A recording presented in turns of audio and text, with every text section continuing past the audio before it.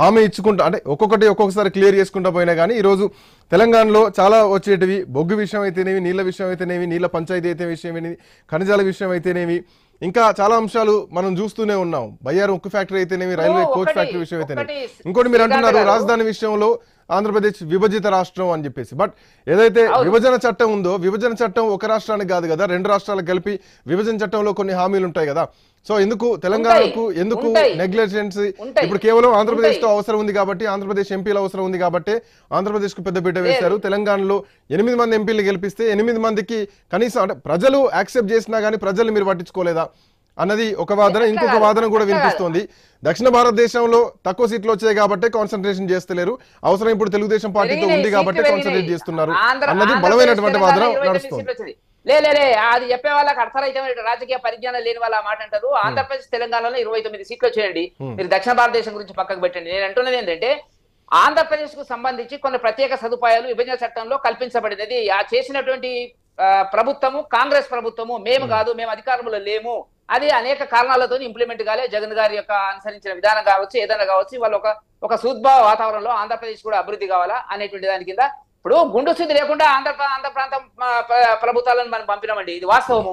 మా తెలంగాణ మాకు కావాలన్నాం, పోరాడినాము, నేను కూడా దాంట్లో ఉన్నాను, కీలకంగా ఉన్నాము. అయినంత మాత్రం చేత ఆ ప్రాంత ప్రజలను పట్టించుకోకుండా ఉండేటువంటి పరిస్థితి కాదు కదా. ఇవాళ తెలంగాణకు ఏమి ఇచ్చినారు, ఆంధ్రప్రదేశ్ కి అది ఇచ్చినారు. నేను ఒకటే మాట మాట్లాడుతున్నాను ఏంటంటే ఆంధ్రప్రదేశ్ కి ఇచ్చినటువంటి అన్ని సౌకర్యాలు కూడా చట్టబద్ధమైనవి, న్యాయమైనవి, ధర్మహితమైనటువంటిది మాత్రం గుర్తుపెట్టుకోవాల్సినటువంటి అవసరం ఉంది. సరే, బీహార్ కు సంబంధించి ప్రత్యేక కోటా ఇచ్చినారు, ఇవ్వడం అనేటువంటిది సహజంగా రాజకీయాల్లో ఇది జరుగుతుందండి. కొడంగల్కి రేవంత్ రెడ్డి గారు 4,000 కోట్లు ఎందుకు ఇచ్చిందండి? బట్టి విక్రమార్క గారు రేవంత్ రెడ్డి గారు 2 మదిరకి కొడంగల్కి ఎందుకు ప్రత్యేక స్కూళ్లకు సంబంధించినటువంటి శాంక్షన్ చేసుకున్నారండి? కేసీఆర్ గారు ఎందుకు సిద్దిపేట, సిరిసిల్ల వాటికి ఎన్ని వేల కోట్లు ఇచ్చినారండి? రాజశేఖర్ గారు పులివెందులను ఎందుకు అభివృద్ధి చేసినారండి? సహజంగా రాజకీయాల్లో కొంత పట్టి విడుపులు ఉంటాయి. కొన్ని ప్రాంతాల పట్ల మన అవునన్నా కాదని కూడా అభివృద్ధి పట్ల వ్యక్తిగతమైనటువంటి అభిమానం ఉంటుంది, చేసుకుంటారు, తప్పలేదు. ఇవాళ నేను మాట్లాడుతుంది ఏంటంటే ఆంధ్రప్రదేశ్ కు మనకి ఎట్లా కంపేర్ చేస్తారండి? రేవంత్ రెడ్డి గారు అర్థరహితంగా మాట్లాడుతున్నాడు. ఆయన ఇవాళ అసెంబ్లీలో చర్చకు ఎట్లా తీసుకొస్తాడండి? ఒక ప్రభుత్వం మీద, కేంద్ర ప్రభుత్వం మీద చర్చ చేసి తీర్మానం చేయడం అంటే ఏమిటి? కేంద్ర రాష్ట్ర ప్రభుత్వాల మధ్య మీరు చెడగొట్టుకుంటున్నారు. కేసీఆర్ చేసింది అదే, మీరు చేస్తున్నారు అదే. చెడగొట్టుకోకూడదు. మీరు 6 నెలలు అయింది, 4 సార్లు కలిసిరు, సంతోషము, 18 సార్లు కలిసిరు, అనేక సార్లు మీరు ఢిల్లీకి పోయినారు. మీ పార్టీకి సంబంధించినటువంటి అంతర్గత కలహాలు, సమస్యలు పరిష్కరించుకునే దాంట్లో టీఏడిఎల్ క్లెయిమ్ చేసుకోవడానికి, విమాన ఛార్జీలు క్లెయిమ్ చేసుకోవడానికి ప్రత్యేక విమానాల్లో ఎందుకు వెళ్ళినారంటే మంత్రులను కలవడానికి వెళ్ళినారు. అది అందరికీ తెలిసినటువంటి విషయమే. సరే, అది మీరు చేసుకున్నదానికి మాకు అభ్యంతరం లేదు. ఒక తీర్మానాన్ని వాళ్ళ కేంద్ర ప్రభుత్వానికి అగెనిస్ట్ గా మీరు అన్ని 28 రాష్ట్రాలు ఉన్నాయండి, ఇట్లా చర్చ జరిగిందండి. మా రాష్ట్రాలు ఏమండి? మా ఉత్తరప్రదేశ్ ఉంది, బీహార్, మహారాష్ట్ర ఉంది, మధ్యప్రదేశ్ ఉంది, రాజస్థాన్ ఉంది. ఇవన్నిట్లో మేము మా ముఖ్యమంత్రులను ఇట్లాగా మాట్లాడుతున్నారా? ప్రత్యేకంగా ఇచ్చినటువంటి అడగండి, తెలంగాణకి ఏం కావాలని అడగండి. సొంత పార్టీ నాయకులు మాట్లాడేది ప్రతిపక్ష నాయకులు అంటే ప్రతిపక్ష పార్టీలు అధికారం ఉన్న దగ్గర మాట్లాడే మాటలకు చాలా తేడా ఉంటుంది.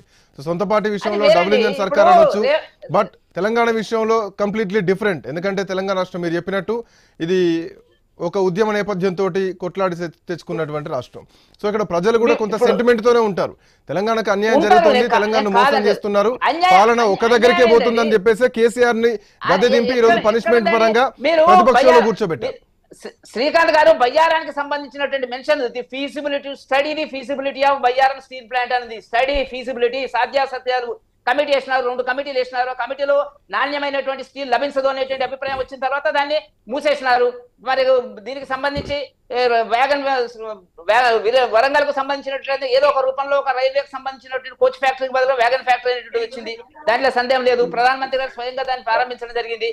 గిరిజన యూనివర్సిటీ రావడం జరిగింది. రామగుండంలో 5,000 కోట్ల రూపాయలు మూసేసింది, కాంగ్రెస్ పీరియడ్ లో మూసేసినటువంటి దాన్ని యూరియాకు సంబంధించినటువంటి ఫ్యాక్టరీని ప్రారంభించడము. హైదరాబాద్ చుట్టూ RRR కు 26,000 కోట్ల రూపాయలు ఆమోదం ఇవ్వడం జరిగింది. వర్క్ స్టార్ట్ అయింది, వాళ్ళే చేస్తున్నారు, ల్యాండ్ ఎక్విజిషన్ చేస్తున్నారు రేవంత్ రెడ్డి గారు గవర్నమెంట్. మీరు ఏమన్నా ఉంటే అడగండి, అడగడానికి ఏ విషయము? కేంద్ర ప్రభుత్వం మీద దాడి పెట్టడం. దీనికి కారణం ఏంటంటే ఇవాళ 8 సీట్లు భారతీయ జనతా పార్టీ తెలంగాణలో ఊహించని పరిస్థితుల గెలిచిన తర్వాత దీనికి కాంగ్రెస్ కు భయం పుట్టుకున్నది. అరే ఏదన్నా అయిపోతుందేమో అనేటువంటిది. బీఆర్ఎస్ ఎట్లా వెనికిపోయింది కాబట్టి బీజేపీని తట్టుకోవడం కష్టం అనేటువంటి దాని కింద ఇప్పుడు ఒక ప్రాంతీయ విద్వేషాలను మేము ముందు నుంచి చెప్తున్నాము. కాంగ్రెస్ పార్టీ జాతీయ పార్టీ కాదు, ప్రాంతీయ విద్వేషాలను రెచ్చగొట్టేటువంటిది.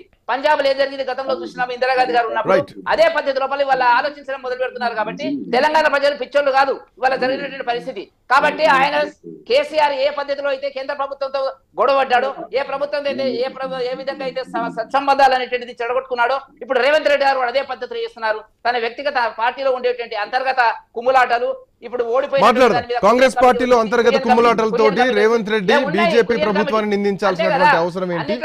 కేసీఆర్ గొడవపడ్డట్టు రేవంత్ రెడ్డి ఎందుకు గొడవపడుతున్నారు? అసలు కేంద్రం నుంచి తెలంగాణకు ఎంతవరకు వస్తోంది? బడ్జెట్ విషయంలో తెలంగాణకు కేంద్ర ప్రభుత్వం మొండి చేయి చూయించిందా? ఢిల్లీలో దీక్ష చేయడానికి అధికార పార్టీకి సంబంధించినటువంటి సభాపతి సభాధ్యక్షుడు అటు రేవంత్ రెడ్డి, మరోవైపు బీఆర్ఎస్ పార్టీ అధినాయకత్వం ఢిల్లీలో ధర్నా చేయబోతున్నారా? ఈరోజు తెలిపినటువంటి తీర్మానం